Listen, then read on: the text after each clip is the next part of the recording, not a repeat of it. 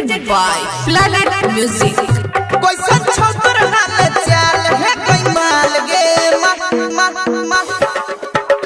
कोई संछोतर हाल चाल मेरे जान रे जान जान डीजे उमेश कोई संछोतर हाल चाल है कोई माल गे अभी आप सुन रहे हैं प्लानेट म्यूजिक की शानदार प्रस्तुति। मिलल हो गेलै हमारा मिलल हो गेलै हमारा तोरा एक साल है कोई माल गे मन है कोई माल गे मन बतवे और सब हाल चाल है कोई माल गे मन कोई संछोतर हाल चाल कके तू फोन हमरा मूड ने बिगाड़ हेरे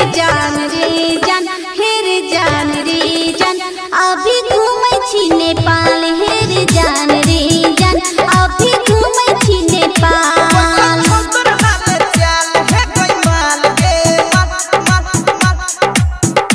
कोई संछोतर हाल चाल हेरे जान उमेश जान जान सुखीपुर बाजार कोई संछोतर हाल चाल है कोई माल गे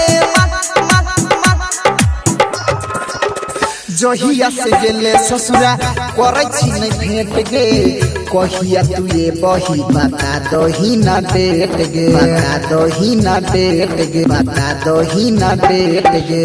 काम से न टाइम मिले के न करियो भेट रे कुछ दिन अरबा और करही न वेट रे रही याद आवो छुअल तोहर गाल है कोई माल गे माँ है कोई माल गे माँ कोई संछोतर हाल चाल है कोई माल गे माँ कोई संछोतर हाल चाल है कोई माल गे माँ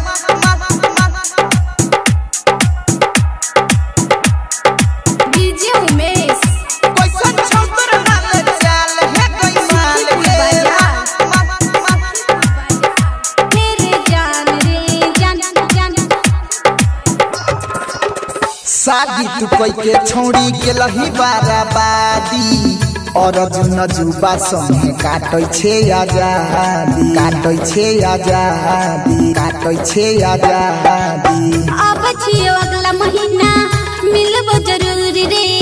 हमरा से मजा लईली है भरपूर रे और दुनिया जुबा के तू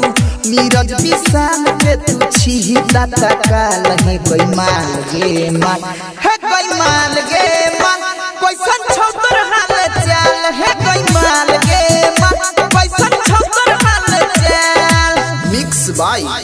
प्लानेट स्टूडियो जनकपुर धाम।